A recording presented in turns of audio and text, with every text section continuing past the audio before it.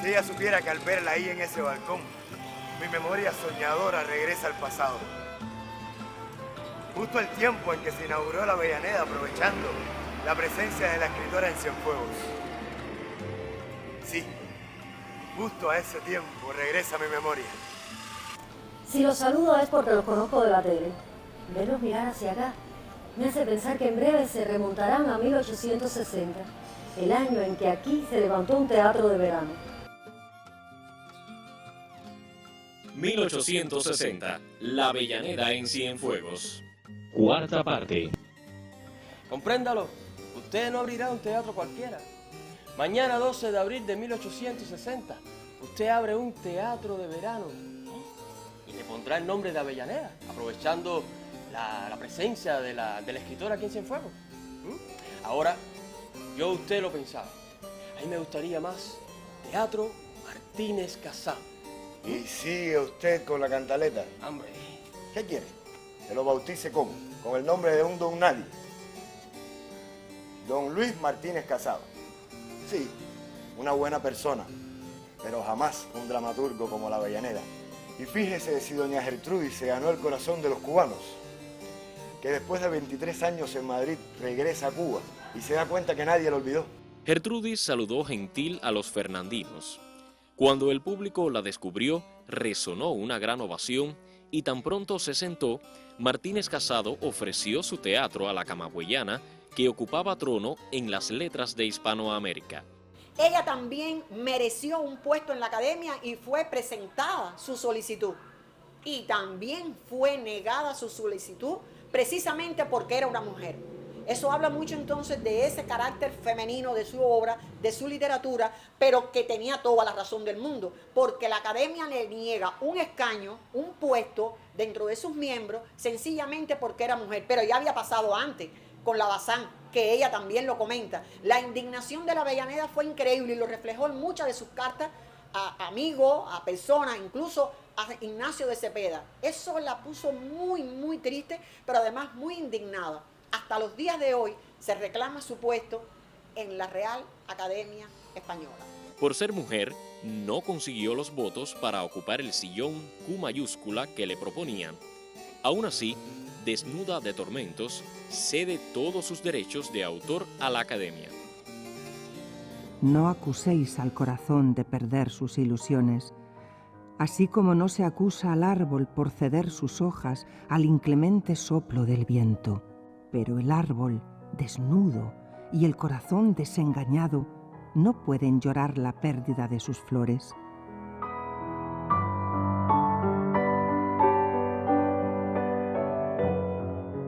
Sin acusar a nadie, se puede decir: han hecho a mi corazón un daño con voluntad o sin ella.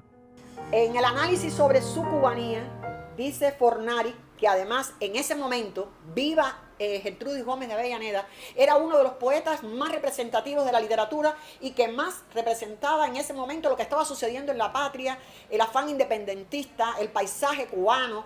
Bien, él sencillamente dice que la Avellaneda es antipatriota. Esas son las palabras de José Fornari. La llama antipatriota en vida de la Avellaneda. Eso mereció su respuesta, que no es el caso analizar aquí ahora, pero ya podemos ver que el poeta mejor publicado y más leído en ese momento la acusa de antipatriota. Después de eso hay expresiones sobre su feminidad, sobre el carácter de su poesía, del propio José Martí en el siglo XIX. Hay que aclarar que ya la Avellaneda había muerto. Dice José Martí: todo anuncia en ella un ánimo potente y varonil. Era su cuerpo alto y robusto, como su poesía, ruda y enérgica. Era algo así como una nube amenazante. Y para bien, hace una comparación con Luisa Pérez de Zambrana, donde Luisa Pérez de Zambrana, en ese paralelo antitético, Luisa Pérez de Zambrana es la nube azul dulce de nácar en la tarde serena, en la literatura suave y apacible, y la Avellaneda es la nube amenazante, la tormenta encendida, el carácter rudo y la fuerza que supera a la mujer. Tras la noche de los tiempos, él y ella, Martí y la Avellaneda, son los dos grandes pilares de la literatura cubana de todos los tiempos. Cintio Vitier, analizando la poesía cubana de su momento, dice de ella que tiene una nula captación de lo cubano. Para no decir que no trata lo cubano, dice una nula captación de lo cubano. Ese es el análisis que hace Cintio Vitier. Claro que cualquier estudioso que venga después, lea aquello de Martí, lea aquello de Cintio Vitier, pues va a quedarse dando vueltas alrededor del mismo topo. Dudo que lo cambie si no hace una buena valoración de eso. Investigando un poco más, pudimos ver Portuondo, analizándolo, le reprocha su neutralidad. Ya está más suave el asunto. Dice que no es antipatriótica, no dice nula representación de lo cubano, más bien dice neutralidad. Y está entre esos que dicen que es cubano-española o que es cubano-española, porque más española que cubana y más cubana que española fue también muy llevado y traído. Ahora, descubrimos, no nosotros, sino la crítica en general, que en el 1876 Martí, en un extenso poema que dedica a Rosario de Acuña, poetisa de origen cubano también, esta poetisa abandona todo lo que tiene que ver con Cuba, triunfa en España y es premiada en Madrid con la corona amarilla, ese color amarillo que Martí asocia a España, y dice, te has ganado esa corona amarilla desechando todo lo tuyo, toda tu patria, todo lo cubano. Le reprocha en un súper largo poema a Rosario de Acuña.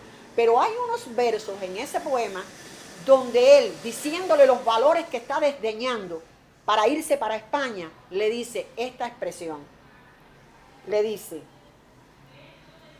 no se yergue ante ti sombra de espanto, pecadora inmortal, nube de llanto, la sombra de la augusta Avellaneda. Fíjense que ya no dice nube amenazante, dice nube de llanto. Esas frases están por revisar, porque yo creo que la ha restituido a su lugar. Y en otro momento en Nueva York dice la inmortal Avellaneda. Pudo enjuiciarla en su justa medida, incluso dentro de su propio tiempo, porque es muy difícil enjuiciar para la eternidad en su propio tiempo y en su propio contexto a un escritor. Así que la grandeza de Martí pienso que no ha sido lastimada con lo que dijo primero. Además, había que ver el contexto cubano, la lucha que se estaba librando en Cuba, como había que escribir para defender esa lucha y esa patria, empezando por él, que le dio valores a poetas que eran bastante menores, elevándolos a una gran categoría porque eran mambises, porque estaban en el campo de batalla y porque había que elevarlo para que se elevara la moral del cubano. Tras 22 años de señorear la escena cienfueguera, el Teatro Avellaneda, que se alzó en 1860 en esta esquina, sirvió para mucho más que representaciones dramáticas. El contexto fue un poco injusto con ella y hay algo muy triste al final de su vida. Una mujer tan importante para las letras españolas, escuchen un escrito del momento en el que ella muere en España de un periódico español que publica sobre su muerte. Doña Gertrudis Gómez de Avellaneda ha muerto y el 2 de este mes a las 11 de la mañana se celebró su entierro en la corte en la más completa soledad. Como estamos todavía por conquistar y principalmente en la corte, que no lo es con el mando radical, no nos extraña que la primera poetisa y publicista española de nuestro siglo no se le rinda ningún tributo de admiración. Si hubiera sido un radical de a 3/4, hubiera habido en su entierro bombo y platillo. Pero para la primera poetisa y publicista española de nuestro siglo no hay ningún tributo de admiración. Dispongo primeramente que nadie profane mi cadáver con vestimentas innecesarias, sino que se le deje en el lecho tal cual quedare después de exhalar el alma, sin cubrirle la cara y velando cerca de él 1 o 2 personas piadosas. Se ha dicho que el Teatro Avellaneda sucumbió a consecuencia de un incendio, al poco tiempo de creado. Pero esto es una equivocación.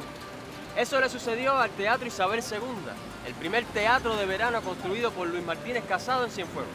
Y según investigó nuestro guionista, la última temporada de La Avellaneda fue en 1882. Ese año, un huracán devastó Cienfuegos y fue el momento que aprovechó el municipio para pedirle al fotógrafo y pintor Jacinto de la Cotera que actuara como perito e hiciera un avalúo de los bienes de La Avellaneda. Justamente él, como buen pintor, entre otros bienes, se fijó justamente en la belleza del telón de Boca perfectamente pintado. Sí, casi a finales de la década de 1880 queda activo el Teatro Pabellón Campo en la Plaza de Armas. Se ordenó la demolición del Teatro Avellaneda, tras 22 años de servir como epicentro de la escena cienfueguera. Hola, los estaba escuchando. Es cierto que el Teatro Avellaneda sirvió para que los cienfuegueros no nos olvidáramos de Tula. Pero como dato curioso les cuento que la Avellaneda celebró aquí en nuestra tierra sus 46 cumpleaños. Detalle curioso para cerrar las crónicas de la Avellaneda en Cienfuegos. Tu dulce nombre halagará mi oído. Adiós, ya cruje la turgente vela. El ancla se alza y el buque estremecido. Las olas cortas y silencioso vuela.